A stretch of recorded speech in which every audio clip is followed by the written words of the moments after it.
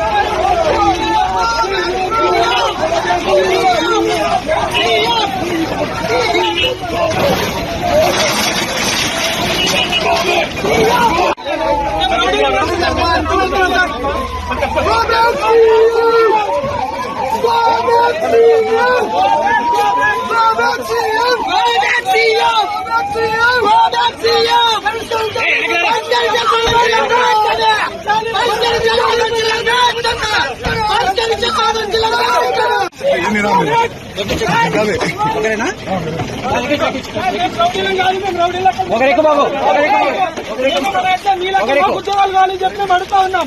మేమన్నా మా ఇంటి కోసం చేస్తే మీరు ఉద్యోగాలు చేస్తున్నారు, మేము ఉద్యోగాలు చేయాలి అవుతాం. ఎన్నో బీడీలు చేసుకుని మేము రౌడీలా ఒక రౌడీలా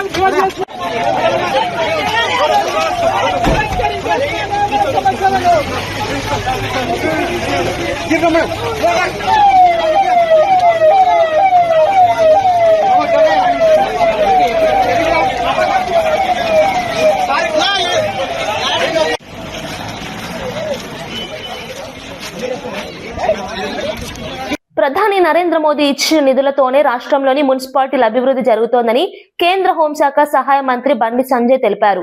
కేంద్ర ప్రభుత్వం పట్టణాభివృద్ధికి భారీగా నిధులు కేటాయించిందని చెప్పారు.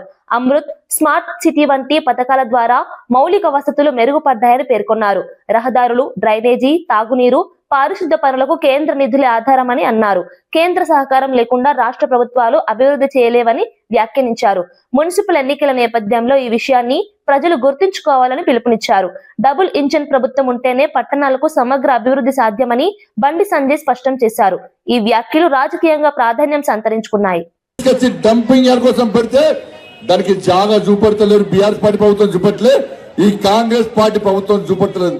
18 కోట్ల రూపాయలు శాంక్షన్ అయి ఉన్నాయి. టెండర్ అయింది. బయోమైనింగ్ చేయడానికి శాంక్షన్ అయితే దాన్ని కూడా పట్టించుకునే పాపన అవ్వలేదు. జాగా చూపెడతలేరు.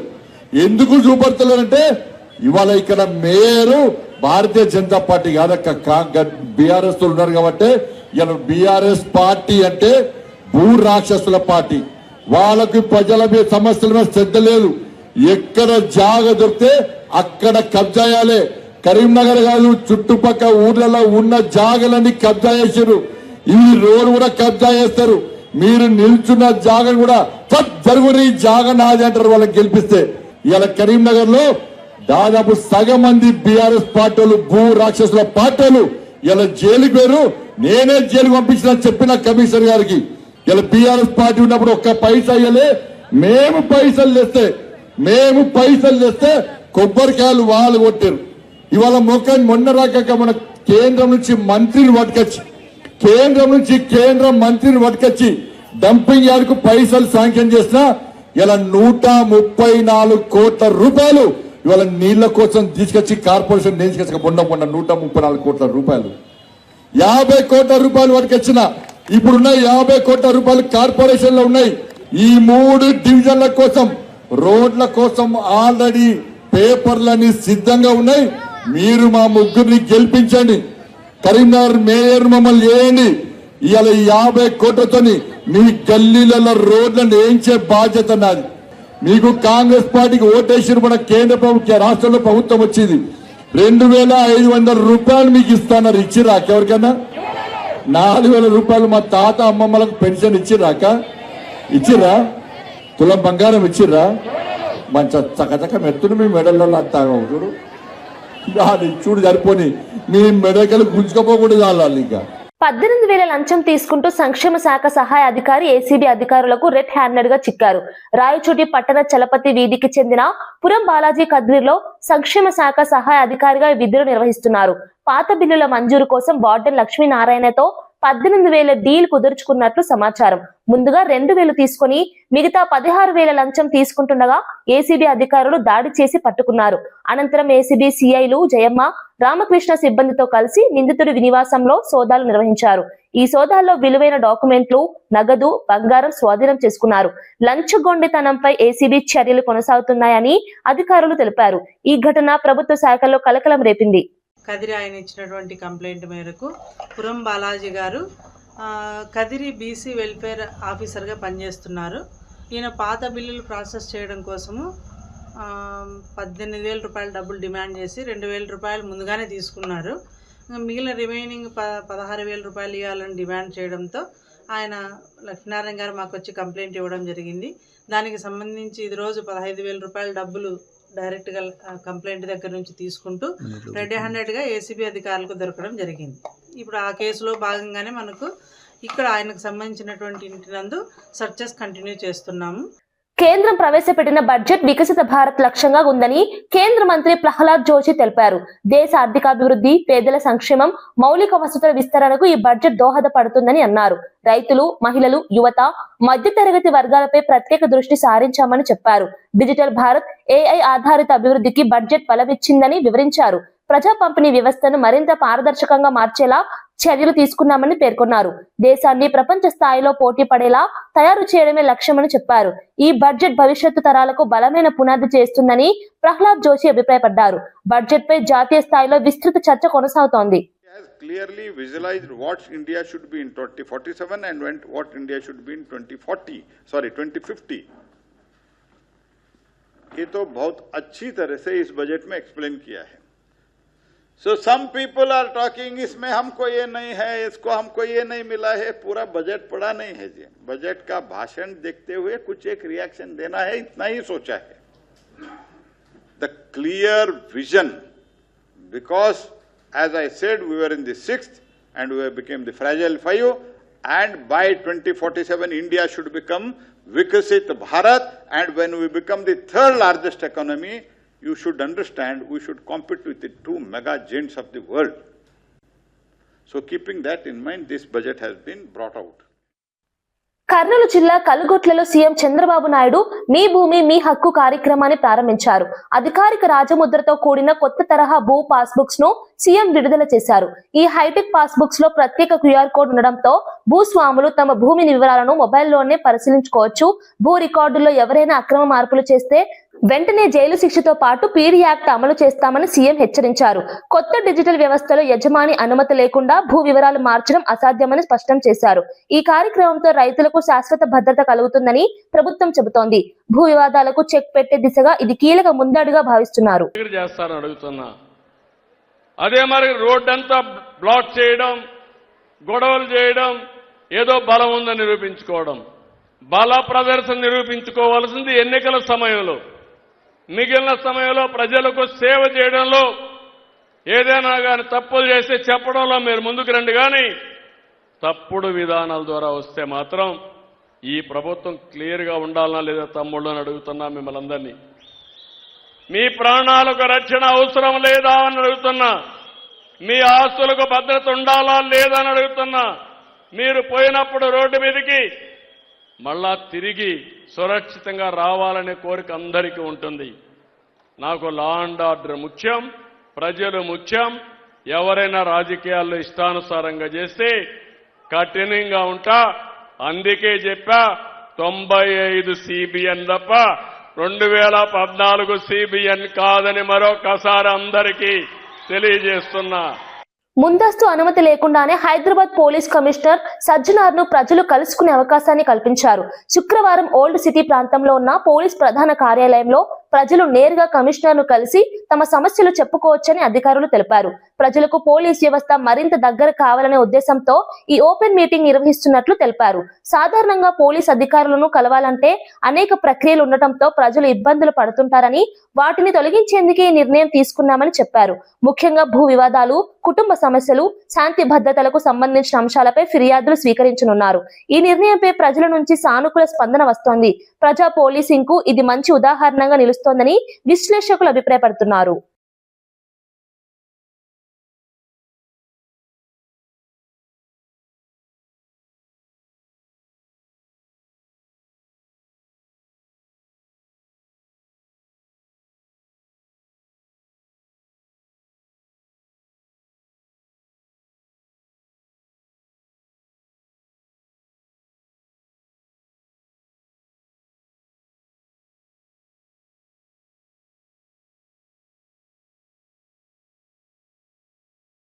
వైసీపీ అధినేత మాజీ సీఎం వైఎస్ జగన్ ఇబ్రహీంపట్నం చేరుకున్నారు. ఈ సందర్భంగా భారీగా వైసీపీ నాయకులు, కార్యకర్తలు తరలివచ్చారు.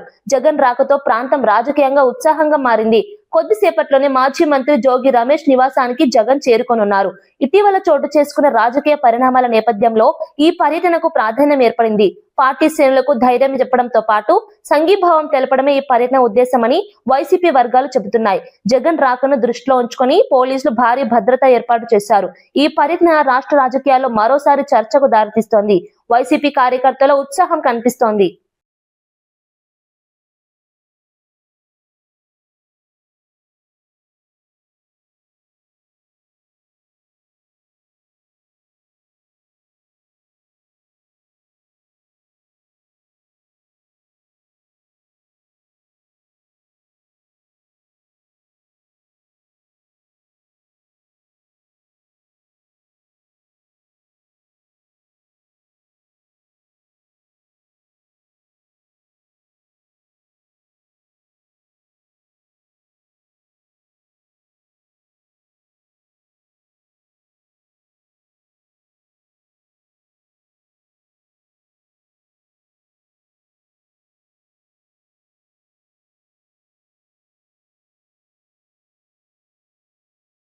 మున్సిపాలిటీ ఎన్నికల్లో బీజేపీ అభ్యర్థులను బెదిరిస్తున్నారన్న సమాచారం తన దృష్టికి వచ్చిందని బీజేపీ నేత డీకే అరుణ తెలిపారు. ముఖ్యమంత్రి కుటుంబ సభ్యులే ఈ బెదిరింపులకు పాల్పడుతున్నారంటూ ఆమె తీవ్ర వ్యాఖ్యలు చేశారు.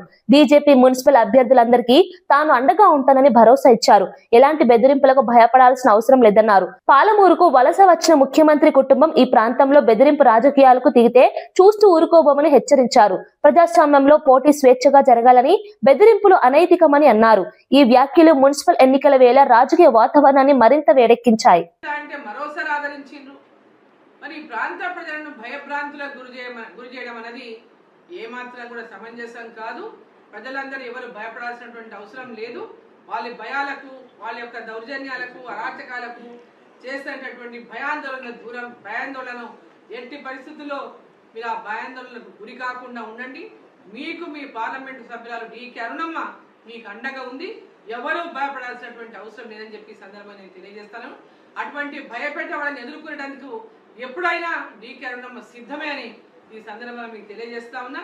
ఎవరెవరు ఏ గ్రామాల్లో ఏ నాయకులు బెదిరించినా మీరు ఎవరు భయపడకుండా నిర్భయంగా ఎన్నికల్లో పాల్గొనండి.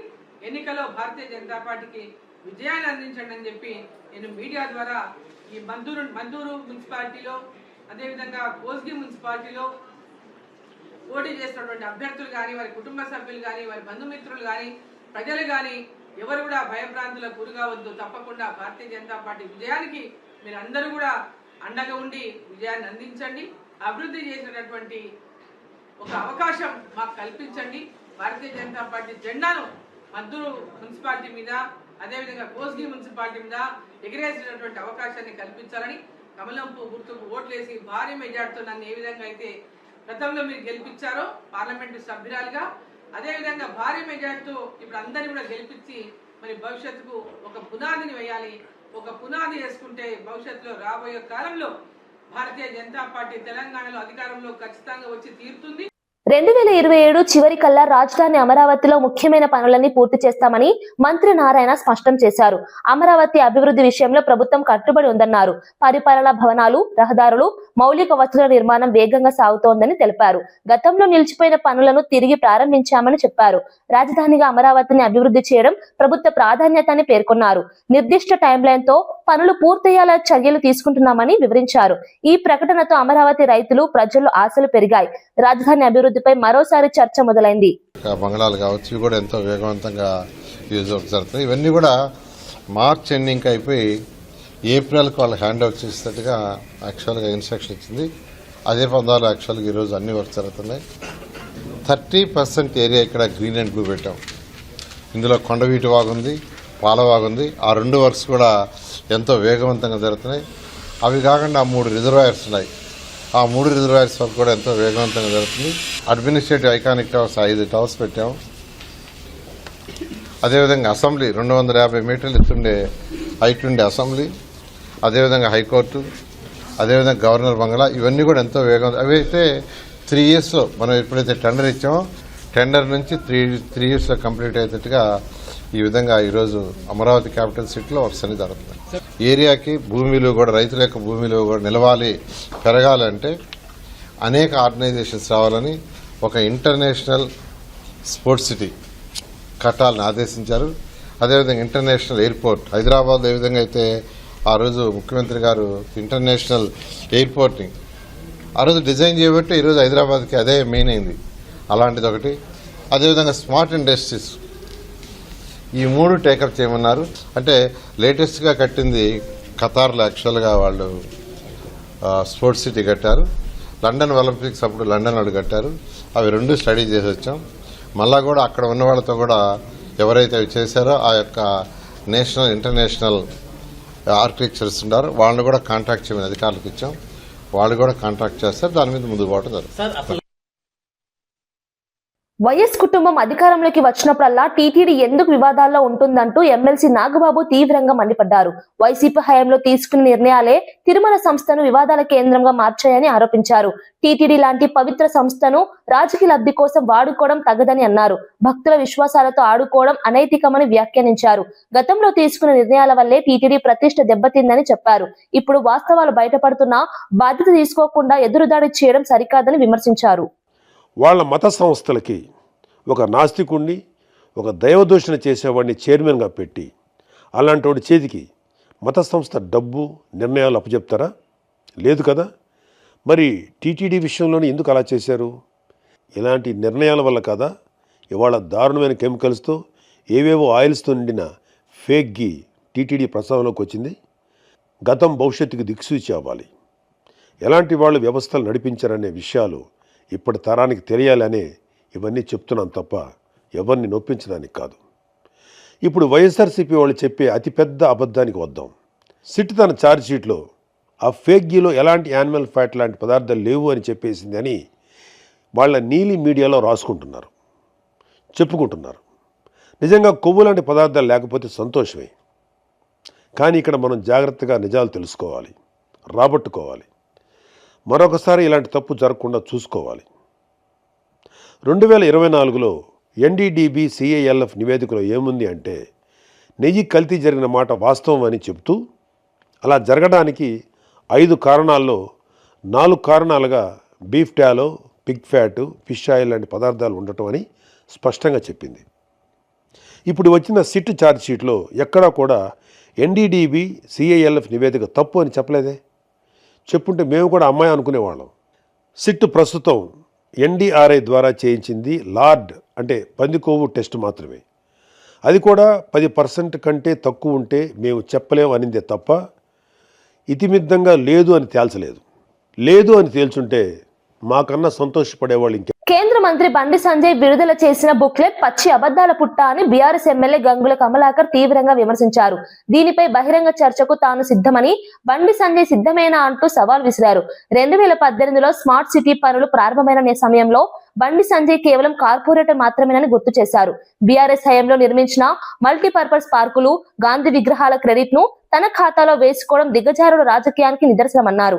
కేంద్ర మంత్రిగా కరీంనగర్ కు ₹1 కూడా తీసుకురాలని వ్యక్తి ఇప్పుడు మేయర్ పదవి ఇస్తే ఏమి చేస్తాడని ప్రశ్నించారు. కేంద్ర మంత్రి పదవి మేయర్ పదవి కంటే పెద్దది కాదా అని ఎద్దేవా చేశారు. ఈ వ్యాఖ్యలు కరీంనగర్ రాజకీయాల్లో తీవ్ర చర్చకు దారితీస్తున్నాయి. 2018లో కొబ్బరికాయ కొట్టినాం. 2018లో మీరు ఎంపీయా కాదు కదా, కార్పొరేటరే.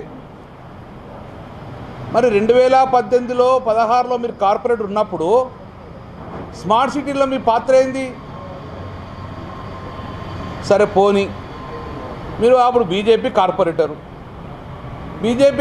అప్పుడు గౌరవ ముఖ్యమంత్రి కేసీఆర్ గారు, అప్పుడున్న ఎంపీ వినోద్ కుమార్ గారు, అప్పుడు నేను ఎమ్మెల్యేగా మేయర్ రవీంద్ర సింగ్ గారితో పాటు ఆల్ కార్పొరేటర్ను ఫ్లైట్ టికెట్ తీసుకొని మేము వెంకయ్యనాయుడు గారికి మేము పంపించింది ప్రభుత్వం.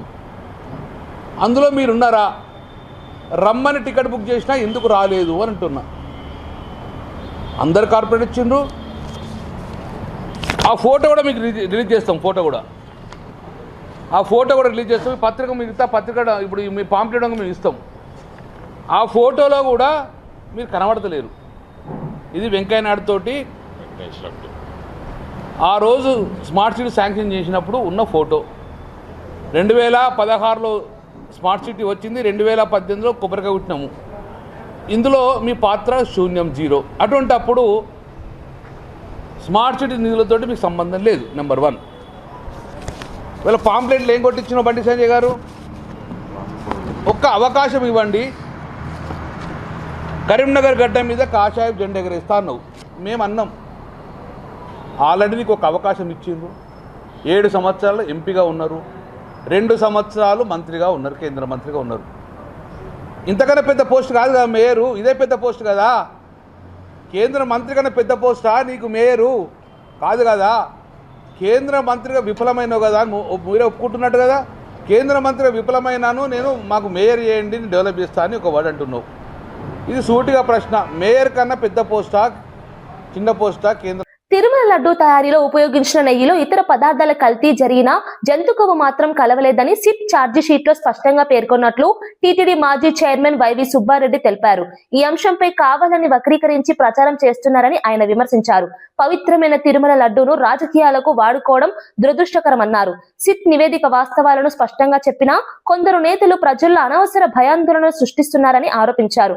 భక్తుల విశ్వాసాలను దెబ్బతీసేలా మాట్లాడడం బాధాకరమని పేర్కొన్నారు. టీటీడీ ప్రతిష్టను కాపాడాల్సిన బాధ్యత అందరిపై ఉందన్నారు. సిట్ నివేదిక ఆధారంగా వాస్తవాలను ప్రజలు గమనించాలని ఆయన కోరారు. బోర్డు సభ్యుల్ని, మా పార్టీని, మా పార్టీ అధ్యక్షుడు జగన్మోహన్ రెడ్డి గారిని మళ్ళా మా మీద దుష్ప్రచారం చేసే కార్యక్రమం చేస్తున్నారు. ఇదే ఎన్డీడీపీ రిపోర్ట్ వాళ్ళు చెప్పారు.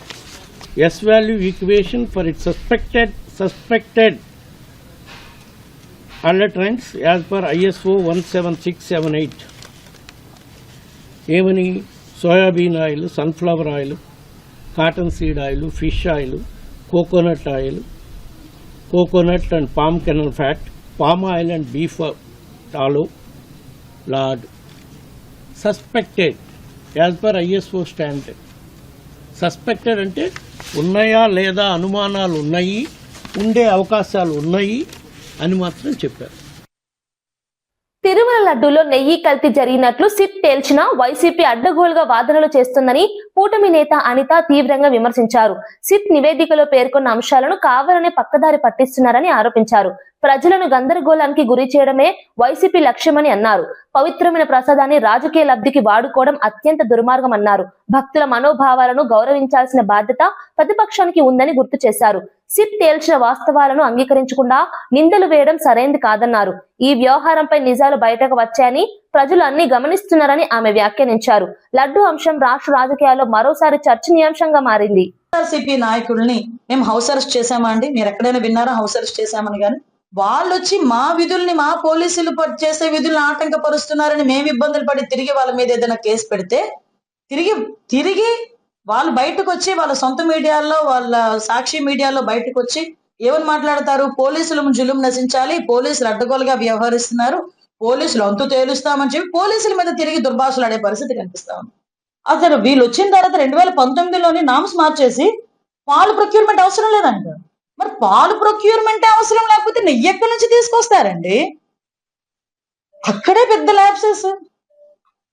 అంటే కొన్ని సందర్భాల్లో వాళ్ళు చేసిన పాపాలు చూస్తా ఉంటే తిరిగి అరే పాపం అయిపోయింది అని చెప్పి లెంపలేసుకోవడం మానేసి మళ్ళీ బయటకు వచ్చి తిరిగి చంద్రబాబు నాయుడు గారి మీద, పవన్ కళ్యాణ్ గారిని, లోకేష్ బాబు గారిని క్షమాపణ అడుగుతారు. వీళ్ళు తిరిగి క్షమాపణ అడుగుతున్నారు. ఇదేం దౌర్భాగ్యం అర్థం కావట్లే. ప్రజలకు తెలియాలి. మేమేదో రాజకీయ విమర్శలు చేసేసో రాజకీయాలుగా మీకులాగా బూతులు మాట్లాడేయాలో అలాంటి మేము అనుకోవట్లే. ఎందుకంటే ప్రజలు ఎవరు కూడా ఇబ్బందులు పడకూడదన్న ఒకే ఒక ధ్యేయంతో మేము పనిచేస్తున్నాం కాబట్టి ప్రజలందరూ కూడా మాకు సహకరించాల్సిందిగా కోరుకుంటున్నాం. హైదరాబాద్ ను ప్రపంచంలోనే అతిపెద్ద ఫిలిం హబ్ గా మారుస్తామని ఉప ముఖ్యమంత్రి భట్టి విక్రమార్క స్పష్టం చేశారు. Telangana Gaddar film awards committee media సమావేశంలో పాల్గొన్న ఆయన ఈ ప్రకటన చేశారు. గద్దర్ అవార్డుల ఎంపిక ప్రక్రియ పూర్తిగా పారదర్శకంగా జరిగిందని తెలిపారు. చిత్ర పరిశ్రమ అభివృద్ధికి ప్రభుత్వ సహకారం ఎప్పుడూ ఉంటుందని హామీ ఇచ్చారు. హైదరాబాద్ అభివృద్ధికి సమగ్ర బ్లూ ప్రింట్ సిద్ధం చేశామని వెల్లడించారు. స్టూడియోలు, ఫిలిం సిటీ విస్తరణ, టెక్నాలజీ ఆధారిత మౌలిక వసతులతో హైదరాబాద్ ను సినిమా రంగానికి కేంద్రంగా తీర్చిదిద్దుతామని అన్నారు. త్వరలోనే ఫిలిం హబ్ దిశగా కార్యాచరణ మొదలు పెడతామని తెలిపారు. పెద్ద ఎత్తున హైదరాబాద్ నగరంలో వ్యవస్థీకృతం కావాలని, కేవలం తెలుగు సినిమా ఇండస్ట్రీ మాత్రమే కాదు, భారతదేశంలో ఉన్న వివిధ భాషలకు సంబంధించిన ఇండస్ట్రీ మొత్తం కూడా హైదరాబాద్ నగరం బేస్ గా ఏర్పడి వారందరికి కావాల్సిన ఇన్ఫ్రాస్ట్రక్చర్ మొత్తాన్ని ఇక్కడ ఏర్పాటు చేయాలనేటువంటి ఆలోచన, ప్రగాఢమైనటువంటి సంకల్పం ఈ రాష్ట్ర ప్రభుత్వానికి ఉంది. హైదరాబాద్కు ఉన్నటువంటి అనుకూలమైనటువంటి వాతావరణాన్ని పెద్ద ఎత్తున మనం అనుకూలంగా మలుచుకొని, పాజిటివ్గా మలుచుకొని, దీని ద్వారానే హైదరాబాద్ నగరాన్ని ఒక ఫిలిం ఇండస్ట్రీ హబ్గా మార్చాలనేటువంటి ఆలోచన, దృఢ సంకల్పంతో ప్రభుత్వం ముందుకు పోతుందని ఈ సందర్భంగా మీ అందరికీ మనం చేస్తా ఉన్నాం. వార్తలు ముగించే ముందు ముఖ్యాంశాలు మరోసారి. మీ భూమి మీ హక్కు కార్యక్రమాన్ని ప్రారంభించిన సీఎం చంద్రబాబు. క్యూఆర్ కోడ్ తో హైటెక్ భూ పాస్బుక్స్ విడుదల. భూ రికార్డుల అక్రమాలకు జైలు పీడీ యాక్ట్ హెచ్చరిక. భూ వివాదాలకు చెక్ పెట్టే కీలక ముందడుగు. సినీ పరిశ్రమలోని సమస్యల పరిష్కారం కోసం దిల్ రాజు మాతో మాట్లాడుతుంటారన్న మల్లు భట్టి విక్రమార్క. సినీ రంగ అభివృద్ధిపై సలహాలు, సూచనలు ఇస్తుంటారన్న ఉప ముఖ్యమంత్రి. టాలీవుడ్ ఎలాంటి సాయం కోరినా ప్రభుత్వం చేస్తుందని హామీ. గద్దర్ అవార్డుల వేడుకను దిల్ రాజు బాధ్యతాయుతంగా తీసుకున్నారని వ్యాఖ్య. వికసిత భారత్ లక్ష్యంగా కేంద్ర బడ్జెట్ రూపొందిందన్న జోషి. పేదలు, రైతులు, మహిళలపై బడ్జెట్ ప్రత్యేక దృష్టి. డిజిటల్ భారత్ ఏఐ అభివృద్ధికి బడ్జెట్ బలమని వ్యాఖ్య. భవిష్యత్ తరాలకు పునాది వేస్తున్న బడ్జెట్ అని పేర్కొన్న జోషి. బీజేపీ అభ్యర్థులకు బెదిరింపులు తగవని డీకే అరుణ హెచ్చరిక. సీఎం కుటుంబమే బెదిరింపులకు పాల్పడుతోందని డీకే అరుణ ఆరోపణ. బీజేపీ మున్సిపల్ అభ్యర్థులందరికీ అండగా ఉంటానన్న అరుణ. బెదిరింపు రాజకీయాలు ప్రజాస్వామ్యానికి విరుద్ధమన్న డీకే అరుణ. అమరావతి అభివృద్ధి పనులన్నీ పూర్తి చేస్తామన్న మంత్రి నారాయణ. రాజధానిగా అమరావతి అభివృద్ధి ప్రభుత్వ ప్రాధాన్యత అని వెల్లడి. నిలిచిపోయిన అమరావతి పనులు తిరిగి ప్రారంభమయ్యాయని ప్రకటన. నిర్దిష్ట టైంలైన్ తో అమరావతి అభివృద్ధి పనులు పూర్తి చేస్తామని వ్యాఖ్య. ఇవి ఈనాటి వార్తా విశేషాలు. మరో బులెటిన్ లో మళ్ళీ కలుద్దాం. నమస్కారం.